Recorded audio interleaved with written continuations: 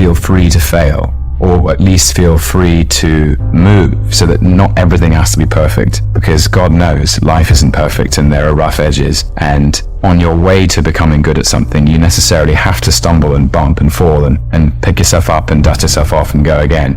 We all have two lives. The second begins when you realize you only have one. You only get one. Like, this is it. So I'm not wasting any time. I saw an amazing video on YouTube, and it was about this young guy who was told he had a terminal illness. He had about 100 days to live, and it was incurable. He basically spent the last 100 days of his life being amazing. And he did all the things that he had always wanted to do. And it seemed like he was more alive in those 100 days than the rest of us, because he knew that it was all going to end. And it made me think, well, it is going to end, so I better get on with it. And that's a very galvanizing thing. It's like, do what you love. I think it's a quote from Shakespeare, which is 4 words: take pains, be perfect. I think his way of saying, don't be afraid of caring. I mean, when I started acting, well, basically I gave myself permission to care, because there are a lot of people in this world who are afraid of caring, or afraid of showing that they care, because it's uncool. It's uncool to have passion. It's so much easier to lose when you've shown everyone how much you don't care if you win or lose. It's much harder to lose when you show that you care. You'll never win unless you also stand to lose. And it was basically, I've said it before, don't be afraid of your passion. Like, just give it free rein and be honest and work hard and be on time. Never underestimate the importance of punctuality. Be prepared. You can never be over-prepared. And be true to yourself, and it'll all turn out just fine. And the thing is that, with negativity is they are like clouds that pass across the sun, and they will pass. Like, they're just feelings, and it's important not to dwell on them and just move past it. There is so much, I find, and maybe it's my nature, but there's just so much about life that's amazing. And when you kind of key into that, and I try not to get bogged down in disappointment, and nobody has an easy ride, that's for sure. There's not a single person in this room who's had an easy ride, and it's about to get harder, I'm sure. But it also gets better, and the point about going through those experiences is you just have to sort of go, well, it is what it is, and it'll pass. I live near a couple of parks in London. I remember one night I couldn't sleep, and it was the summer. I got up really early in the morning, and I went and walked to the nearest big hill, and I saw the sun rising. And sometimes, that's the answer, is just get up when the sun gets up and look around, and you realize you're part of an amazing planet. That's what I do. When I was at drama school was really hard. They deliberately kind of overwork you, and they just throw everything at you. And maybe I was on a 3-year course at a drama school in London called RADA. The first year you kind of work at you, sort of slightly showing your strengths and the things that you're good at. And the second year they throw you everything you can't do, all the things that are your weaknesses, and you're basically to work on your weaknesses. What's the point in working on your strengths? You're working sort of 16-hour days, and you're exhausted, and you're drained, and you're physically tired. And I kind of lost the love a bit. I lost my mojo. I think my worst experiences are usually quite solitary ones. The life of an actor, especially at the beginning, feels solitary, and you're going up for auditions and going up for different parts, and repeatedly, politely declined, sometimes impolitely declined. And the door will be closed in your face, and you won't know why. And that moment is always a puzzling one, because the natural instinct is to take it personally. I certainly felt as though I had failed, and you can get very despondent. The challenge is to find a way of negotiating that sense of rejection, that sense of failure, without it eroding your sense of self and your own specific talent and your own curiosity in the work. I think a myth in the business is that we all have everything to choose from, is that we don't. I know I'm not top of everybody's list, but sometimes you might read something and think, I have read things and gone, wow, this is amazing, and I've chased it down and knocked on the door, and people have said, actually, it's not you, Tom, we're thinking of someone different. And then my job is to keep knocking on the door and say, let me see if I can change your mind.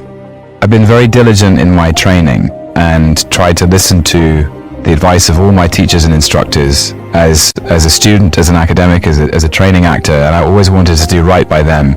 And I found myself, it's a very scary moment when you're a young actor, most people find themselves in their early 20s, and everything is possible and nothing is guaranteed. And you start auditioning, and if you're lucky enough, you have an agent, and you start auditioning, and they send you everything from period drama to Casualty to dairy milk commercials, and you are thrown into the business and thrown into it at the deep end, and there's no time for doubt or failure, except routinely that's what happens to all of us. And I perhaps was too careful in auditioning, and I would always get close to landing roles and to booking jobs, and I would never quite get there. And I mean, this is a universal experience for all creative people, certainly actors, is that the constant rejection at the beginning. And you have to get used to it, and you have to get thick-skinned about it. And I got so exhausted. I was trying to sort of, because at first you take it very personally, and I thought, well, no one's going to help me get there. The only person who can do this is me. And I started preparing in a different way, and I sort of stepped up to the plate a little better, I think, because I could feel time sliding away, and I wasn't getting on with life. I just was sort of stuck in this rut of neither acting nor doing anything else. And the experience of being in your 20s is so energetic, and I felt so stagnant, actually. So I just kind of changed everything up, and it worked. It's just a gut feeling. I always trust my gut. That's all I have. Even when I'm working, and you're thinking about the shape of a scene and how it should be played, and your head can often get in the way, and you've got to trust your gut. It's just, if I'm inspired, if my curiosity is piqued, and I want to chase this possibility down that I see in front of me on my desk. And some of you may have heard me say this before, but I always, embarrassed to say, I always speak in metaphors. I don't know how to speak in any other way. And for me, acting is kind of like playing the piano. And if the piano is the human condition, we all have every single note on that 88 key board within us. And for me, every role, I want to be able to play every note. And sometimes if a character or a story seems to stretch me in some way, seems to offer up an experience that is new, that is a different chord or a different tune, that is real and true and human and accessible, and no matter how joyous or loving or warm or how dark or painful, if it seems like an interesting shape to inhabit, I know if I'm running towards it already. I don't know how to do it any other way. Actually, I don't know that I've ever been able to do anything.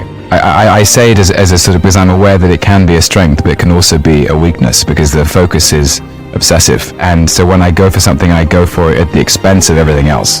And I love what I do, and I feel so lucky that I'm allowed to do it, and that I get to do it for a living. And cinema and theatre have had such a profound effect on me in my life. And every time a new script or a new role comes along, I'm motivated by the thought that I won't forgive myself if I don't give it everything. But I do try to choose different kinds of things, because I'm interested in the diversity of people, and the complexity of people, and the multiplicity we contain within us. I really think the thing that unites us all in the world is that we are constantly inconstant. And that inconstancy and that contradiction is something that I've always tried to explore with my characters, because I think we do things that we contradict ourselves all the time. There's the Walt Whitman poem, The Song of Myself. I am large, I contain multitudes, I contradict myself.